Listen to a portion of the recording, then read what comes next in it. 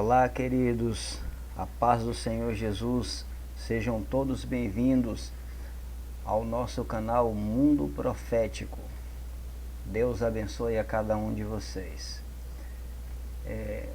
Hoje estaremos aqui, em mais um tutorial aqui no nosso canal, onde nós vamos falar aqui a respeito aqui de um mini estudo bíblico, na palavra de Deus, e temos por temas aqui os 10 mandamentos, ok? Eu sou o diácono Edelbrando Franco, da Igreja de Cristo na Terra, até a volta de nosso Senhor Jesus, orando por todos e também pedindo a oração de todos os santos para juntos estamos aí nessa caminhada. Amém, queridos? Então vamos lá.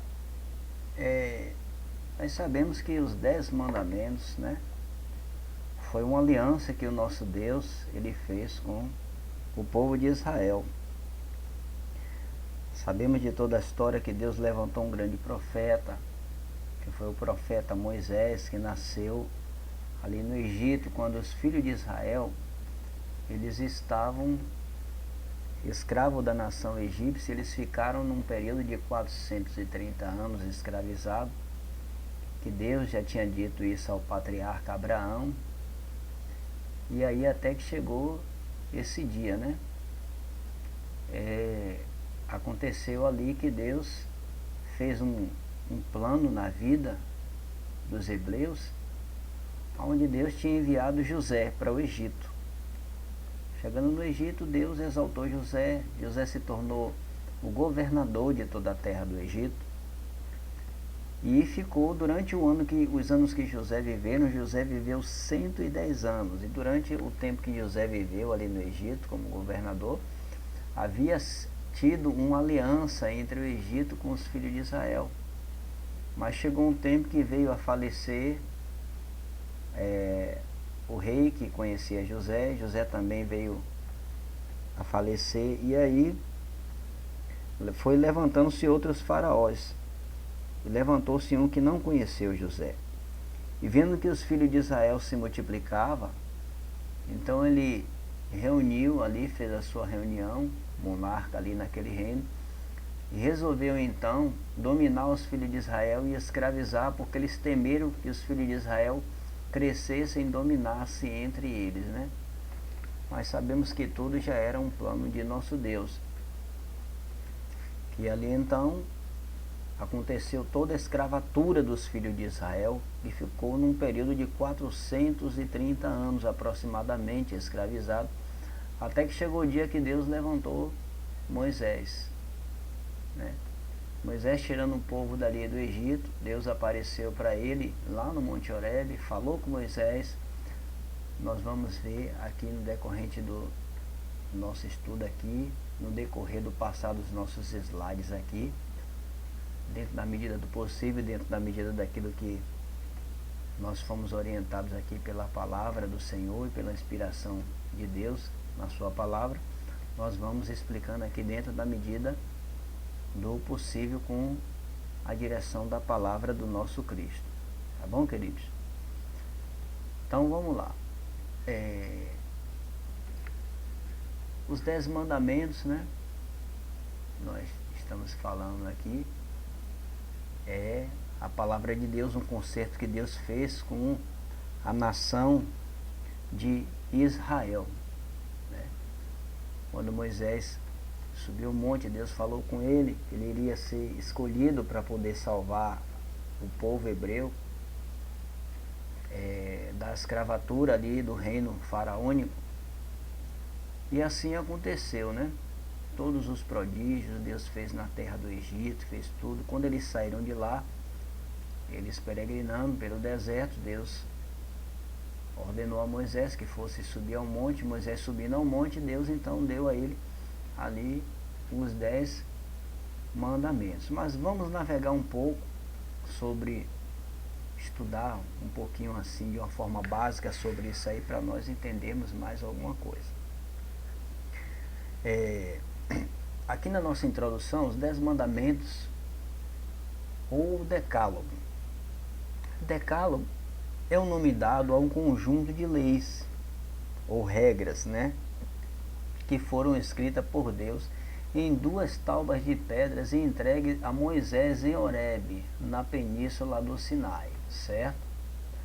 A gente vê em Êxodo capítulo 3, é quando Deus fala com Moisés, e aí nós lemos esse capítulo 3 aí, e nós vamos entender todo esse relacionamento aí que Deus teve com esse profeta e os propósitos que Deus tinha erguido no coração dele para poder designar para os filhos de Israel, tá certo? Então vamos lá. No capítulo 3, né, você pode abrir a sua Bíblia aí e acompanhar. Tem um subtítulo onde Deus fala com Moisés no meio da sarça ardente, né? O capítulo 3, do versículo 1 a seguir, diz assim: apacentava Moisés o rebanho de Jetro, seu sogro, sacerdote, em Midian. E levou o rebanho atrás do deserto, e chegou ao monte de Deus, a Horebe. E apareceu-lhe o anjo do Senhor em uma chama de fogo, do meio de uma sarça. E olhou, e eis que a sarça ardia no fogo, e a sarça não se consumia, né? Uma obra sobrenatural ali que estava sendo contemplada pelos olhos de Moisés. E Moisés disse: agora me virarei para lá e verei esta grande visão, porque a sarça não se queima, né? Ele pôde perceber que era algo sobrenatural. Então quando ele olha para a sarça, ele vê que a sarça não se queimava. Então o trabalhar de Deus foi algo assim mesmo tremendo, porque Deus, ele sabe como trabalha, né?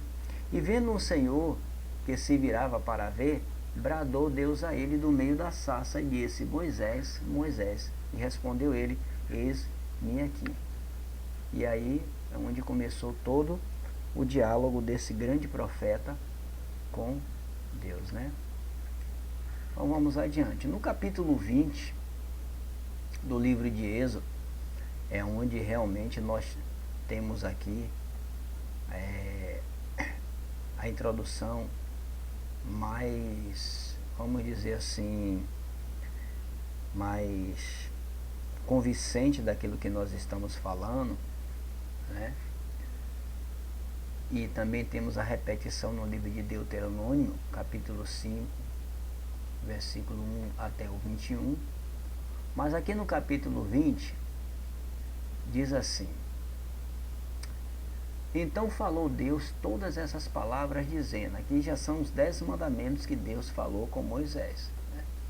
Ele disse: eu sou o Senhor teu Deus, que te tirei da terra do Egito, da casa da servidão. Se nós meditarmos e observarmos aqui, você veja a expressão que o Senhor, ele fala com Moisés. Ele diz assim, ó: eu sou o Senhor teu Deus, que te tirei da terra do Egito, da casa da servidão. Ele está chamando o povo de Israel para uma reflexão de uma obra que foi feita neles, que ninguém poderia fazer tal obra na vida deles a não ser o Senhor, certo? A não ser Deus. Então a maneira com que Deus se expressa, ele chama a nação de Israel, os filhos de Israel, chama o seu povo para um alerta, porque a expressão, ele diz assim: eu sou o Senhor. Ele está se revelando e está falando a altivez da grandeza com que ele libertou os filhos de Israel, quando ele diz: eu sou o Senhor teu Deus, que te tirei da terra do Egito, da casa da servidão. Ele está expressando que ele fez uma coisa que ninguém poderia fazer, e está se revelando para eles, para que eles fixem no seu entendimento quem é o Senhor, o nosso Deus. Ele diz: não terás outros deuses diante de mim, né? Ele está fazendo uma aliança com os filhos de Israel, né? E diz: não farás para ti imagem de escultura, nem alguma semelhança do que há em cima no céu, nem do que há embaixo na terra, nem nas águas debaixo na terra. Ou seja, ele está ensinando a nação de Israel para não se distrair com nada, e principalmente quando ele fala na questão dos ídolos, na questão das imagens, ele está se falando de uma vaidade que era construída por mãos humanas e que não traria nenhum efeito na vida dos filhos de Israel.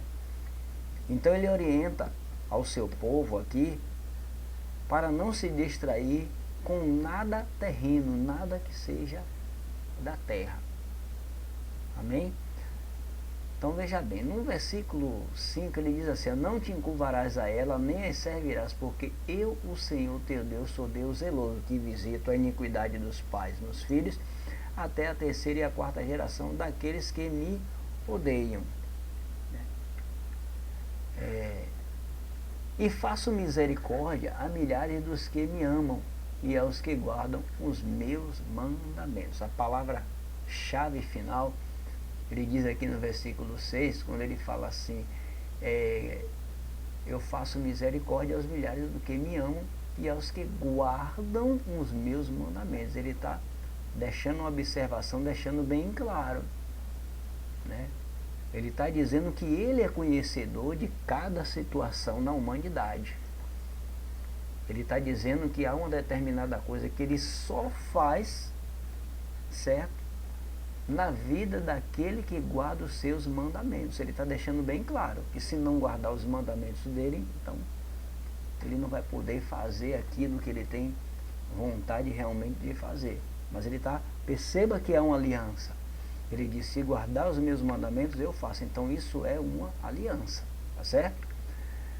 Aí no versículo 7 ele diz, não tomarás o nome do Senhor teu Deus em vão, porque o Senhor não tomará por inocente o que tomar o seu nome em vão.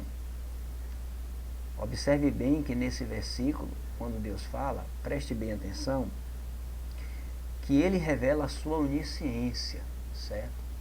Ele diz, eu não tomarei por inocente aquele que toma o nome do Senhor teu Deus em vão. Em cada palavra você pode observar que Deus, ele é conhecedor de tudo que se passa na natureza do homem. Então isso é o suficiente para nós despertarmos e entendermos quem é esse Deus que nós chamamos de Deus, que nós o conhecemos como Deus, como Senhor, como soberano, né?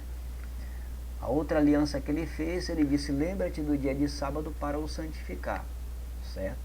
E o sábado também foi uma aliança que Deus fez com os filhos de Israel. 6 dias trabalharás e farás toda a tua obra, mas o sétimo dia é o sábado do Senhor teu Deus. Não farás nenhuma obra, nem tu, nem teu filho, nem tua filha, nem um servo, nem a tua serva, nem o teu animal, nem o teu estrangeiro que está dentro das tuas portas, né? Um grande decreto de Deus. Na verdade, isso me lembra na questão que Deus, uma coisa que Deus ele deixa como bastante exigência é que ele deve ser adorado e ele deve ser cultuado, né? Porque em 6 dias fez o Senhor o céu e a terra e o mar e tudo que nele há, e no sétimo dia descansou. Portanto abençoou o Senhor o dia do sábado e o santificou, né? Uma aliança que Deus fez com Israel por meio do dia do sábado também. Honra teu pai e tua mãe para que se prolongue os teus dias de vida na terra que o Senhor teu Deus te dá, certo? O segundo mandamento como promessa de Deus é esse aí, que está no versículo 12 do capítulo 20 do livro de Êxodo. Agora tem 3 coisas aqui importantes que nós vamos estudar aqui um pouquinho, falar sobre isso aí. É no versículo 13, 14 e 15, né? Quando o Senhor, ele diz assim, não matarás, no 13, no versículo 14 ele diz, não adulterarás, e no versículo 15, não furtarás, né? Então isso chama a atenção, que existe 3 classes, queridos, na humanidade, que Deus ele deixa também o seu estatuto, o seu regulamento, certo? As autoridades de segurança, que são as forças armadas, que para eles Deus dão mandamentos, eles têm autoridade para manter a ordem. Mas quando ele diz, não matarás, vamos supor, no caso de um conflito, de guerra, guerra é guerra, isso é um conflito de guerra. Mas quando ele diz, não matarás, ele está falando do abuso de poder, certo? Existem crimes de guerra, mas no caso de uma guerra ela pode estar alçada dentro de um código chamado legítima defesa, certo? Existem mortes que são causadas acidentalmente, então isso não é considerado crime perante toda análise justa da lei. Mas quando ele diz não matarás, Deus ele está falando de algo consciente e proposital, tá certo?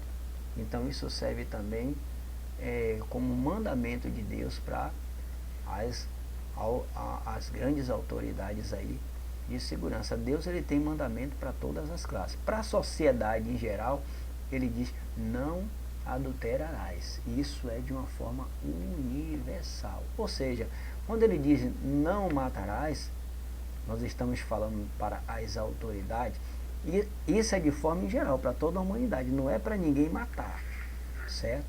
Mas quando falamos de autoridade de segurança, estou falando do abuso de poder, porque são essas autoridades que têm portes de armas, têm tudo isso, e existem alguns, né, que ultrapassam até os limites e usam a questão do abuso de poder. Então isso não é correto. Então existem mandamentos divinos também para qualquer tipo de autoridade que exista na terra, tá certo? Deixando bem claro aqui. Não furtarás, né? As autoridades financeiras são não furtarás. Esses mandamentos de Deus, ele é para todo ser humano, para todo mundo. Mas existem vários tipos de autoridades na terra, certo? As autoridades financeiras são as autoridades que mais manipulam dinheiro, né? Então as tentações e as ostentações espirituais e psicológicas e do inimigo que ostenta na vida dessas autoridades, porque elas labutam muito um dinheiro, o mandamento de Deus existe para isso, para rebater toda a frustração do inimigo no coração de quaisquer que seja a autoridade. É por isso que a Bíblia diz que o Filho de Deus ele se manifestou para desfazer as obras do diabo, as obras do adversário. Que Deus ele deixa bem claro na sua palavra, nos seus estatutos e nos seus mandamentos. Mas eu consigo, certo, classificar 3 classes que Deus não esquece, que Deus está sempre atento. Por isso que você vai ver na Bíblia que nos dias de nosso Senhor Jesus, autoridades como centuriões, eles vieram até Jesus. E Jesus atendeu a cada um, porque ele veio fazer a obra de Deus, a obra do Pai, ele veio manifestar o amor de Deus. Mas Deus, ele é atento para qualquer autoridade que exista sobre a face da terra, né? No versículo 16 aqui, para fechar, ele diz: não dirás falso testemunho contra o teu próximo, né? E a gente sabe que existe uma onda de falsos testemunhos contra o inocente, contra o outro, mas, queridos, tudo o que não for apurado na justiça humana será apurado na justiça de Deus. Por isso que nós estamos estudando os mandamentos, certo? Estamos falando de 10, mas esses 10 eles se ampliam para uma multidão de mandamentos. Ele iniciou com 10 e se tornou em toda a Bíblia, certo? Isso que em outras aulas aqui, em outros estudos que nós vamos fazer, nós vamos estar abordando isso aí, amém? Então vamos lá. Você está vendo essa imagem aí? Isso aí foi uma coisa que eu lembrei aqui, achei muito bom, muito útil para a fé cristã. Essa imagem aí é a imagem de um ator chamado Mel Gibson, que é uma foto da imagem do filme Até o Último Homem, né? O filme conta a história de um cristão que ele queria ser médico e ele fosse parar no exército, nas forças armadas, e aplicando a sua fé lá nas autoridades, né? ele convenceu as autoridades que o homem é capaz de viver através dos mandamentos de Deus. Por mais violento que esteja o mundo, por mais feroz que esteja o mundo, o homem é capaz de viver sem tirar a vida do seu próximo, sem matar, sem usar arma, essas coisas aí. O filme retrata disso, né? Esse filme é um filme que vai ser lançado em breve aí, lá para o mês de novembro. Então o filme fala sobre isso, mas eu vou deixar um link da reportagem do filme para vocês aí ver, dar uma analisada para vocês ler, e também um link também onde tem um trailer, né, do filme, para vocês verem aí, para vocês refletirem um pouco sobre isso. Mas é um exemplo muito bom, certo? Que esse ator no filme ele representa esse papel no filme desse cristão, desse homem de Deus, que ele não usa arma, ele não gosta de usar arma, ele vai para a guerra, mas ele consegue.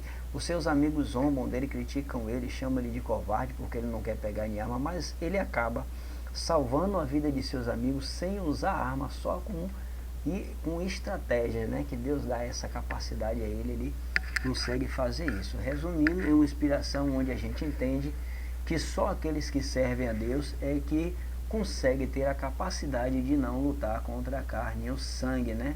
Como diz a Bíblia, que a nossa luta não é contra o nosso irmão, não é contra a carne e o sangue, é contra as potestades, as hóstias espirituais da maldade que habitam nos lugares celestiais, né? Está lá no livro de Efésios, né?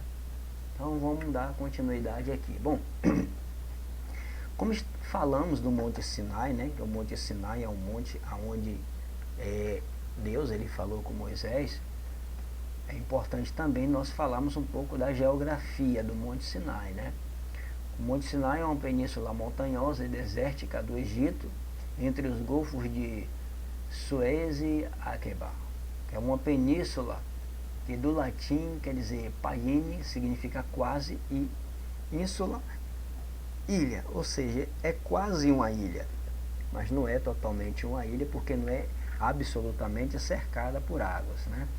É uma formação geológica consistindo de uma extensão de terra de uma região maior que é cercada de água por quase todos os lados, né? Como nós falamos antes, por quase, mas não é totalmente cercada, e exceção do pedaço de terra que liga com a região maior chamada Istmos, né? Que ele faz uma pequena ligadura, tá certo? Isso aí é um pouco da geometria do conhecido na Bíblia como Monte Sinai, que na verdade ele é uma península, né?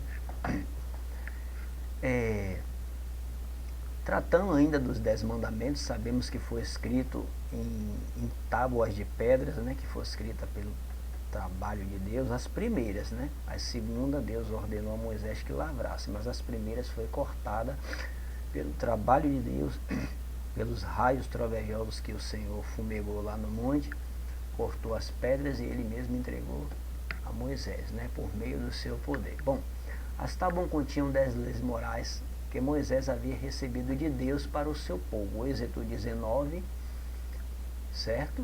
E 20 também.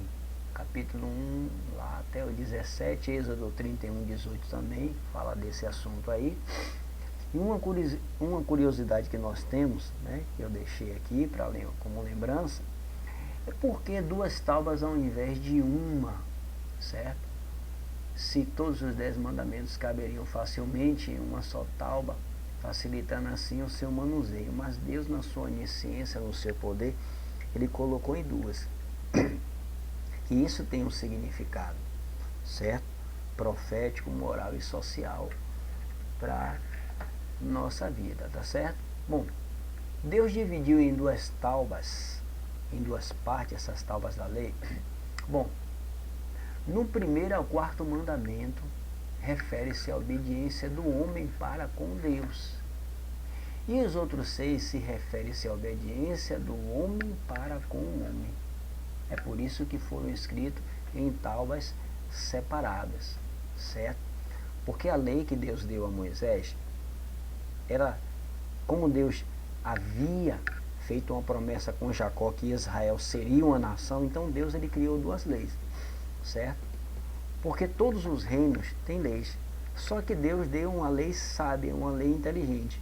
Deus deu a Moisés uma lei para ser humana, usada pelos homens, e deu a sua lei divina, a sua lei celestial, a sua lei de adoração, a sua lei de culto, certo? A sua lei religiosa. Mas a lei humana que Deus deu a Moisés foram leis humanas que foram compatíveis com a obediência da lei de Deus. Ou seja, Deus deu uma lei que pudesse ser compatível, certo? Que o homem pudesse utilizar essa obediência para obedecer às leis divinas, às leis celestiais também, né? Vamos lá, aqui ó, do primeiro até o quarto mandamento, tá vendo? Então falou Deus todas essas palavras, dizendo: eu sou o Senhor teu Deus que te tirei da terra do Egito. O mandamento de Deus para com o homem. Deus ele está dizendo: eu sou responsável por vocês, né? Não farás para ti imagem esculpida, nem figura alguma do que há em cima no céu, nem do que há embaixo na terra. E ele vai falando, certo? Até o quarto mandamento. Então Deus está falando tudo relacionado ao culto, certo? No 3, ele diz: não tomarás o nome do Senhor teu Deus em vão. Perceba que ele está falando do relacionamento dele com o homem, do homem com ele aí, certo? Coisas entre ele e o homem, né? Ele está dizendo: você vai fazer todo o seu trabalho, mas no 7º você não vai fazer. Perceba que é uma coisa que Deus está orientando, relacionado ao culto, relacionado à adoração, certo?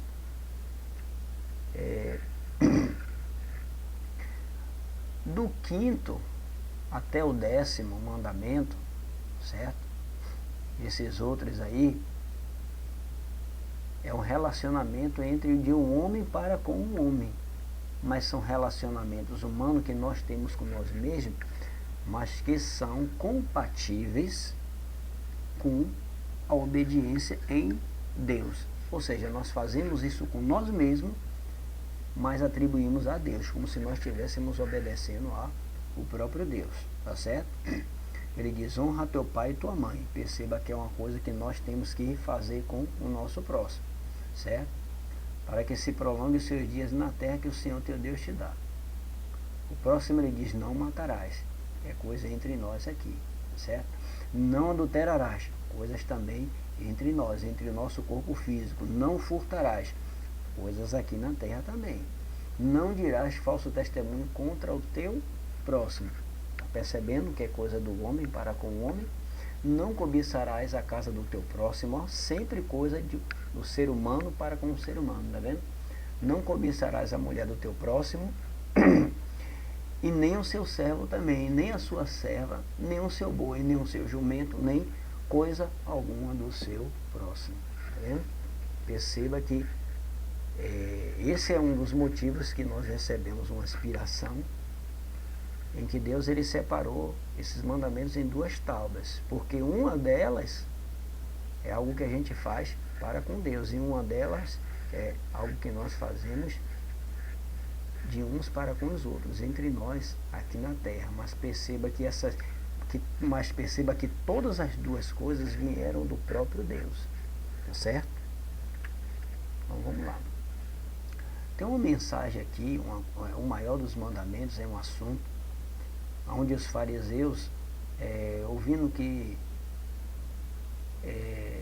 Jesus fizera emudecer, né, os saduceus, eles se reuniram-se no mesmo lugar, e um deles, que era o doutor da lei, interrogou Jesus para experimentar, dizendo: mestre, qual é o grande mandamento da lei? Jesus, dizendo a ele, disse assim: amarás o Senhor teu Deus de todo o teu coração, de toda a tua alma e de todo o teu pensamento. Esse é o primeiro e grande mandamento. E o segundo, semelhante a este, é: amarás o teu próximo como a ti mesmo. Destes 2 mandamentos depende toda a lei e os profetas, né? Ou seja, se você prestar atenção, você vai ver que Jesus pegou as 2 tábuas e colocou diante dele, certo? Quando ele diz: amará o Senhor teu Deus, ele está falando do mandamento que é do homem para com Deus, e quando ele diz amará o teu próximo, é a outra parte, que é do homem para com o homem, né? Então Jesus revelou aos fariseus e aos saduceus que ninguém conhecia Deus mais do que ele, né? Porque se nós olharmos mais profundo, a Bíblia diz que no Evangelho de João, no princípio era o Verbo era Deus e o Verbo estava com Deus. Ali estava o próprio Deus falando com o homem, e aqueles homens eles não tinham se dado conta que eles estavam falando com o próprio Deus, né? Nós terminamos aqui, temos uma mensagem de reflexão, né? Que um certo jovem, está no Evangelho de São Mateus capítulo 16, aproximou-se do Senhor Jesus e repetiu isso aí, né? Falou: bom mestre, o que farei para conseguir a vida eterna, né? Perceba que ele está perguntando ao Senhor, ele está em busca de algo que não é desse mundo, né? Ele está em busca de algo que é, na verdade, a maior promessa de Deus para cada um de nós, né? Aí o Senhor disse: você me chama bom mestre, né? Porque não há bom senão um, que é Deus. Em outras palavras, ele estava dizendo que Jesus é Deus, né? Se queres, porém, entrar na vida eterna, foi o que o Senhor disse a ele, guarda os mandamentos. Lembra que lá o Senhor disse assim: eu faço misericórdia da terceira e quarta geração daqueles que guardam os meus mandamentos. Guardar os mandamentos do Senhor é algo de grande importância, tá certo? E ele perguntou quais, e o Senhor disse a ele, né? Não matarás, não cometerás adultério, não furtarás, não dirás falso testemunho, honra teu pai e tua mãe, e amarás o teu próximo como a ti mesmo. O jovem disse: tudo isso eu tenho guardado desde a minha mocidade, e o que me falta ainda, né? E disse-lhe Jesus: se queres ser perfeito, vai, vende tudo que tens e dá aos pobres, e terás um tesouro no céu, né? E vem e segue-me. E o jovem, ouvindo essas palavras, retirou-se triste, porque ele possuía muitas propriedades, né? E disse Jesus aos seus discípulos: em verdade vos digo que é difícil entrar um rico no reino do céu, né? Quando os discípulos perguntou ao Senhor, dizendo: mas Senhor, será que um rico vai ser salvo? Jesus disse: olha, é difícil. Mas aí no final ele esclarece, ele diz: olha, mas não existe nada impossível para Deus. Aquilo que é impossível para os homens é possível para Deus. Amém, queridos? Vamos ficar por aqui. Hoje foi um assunto que nós trouxemos aqui do nosso canal Mundo Profético. Para vocês, eu sou o diácono Idelbrando Franco. Fiquem todos com Deus, né? E que a paz do Eterno acompanhe todos vocês, né? Como se diz em hebreu, Brachare, Eleisha, Elá Shalom.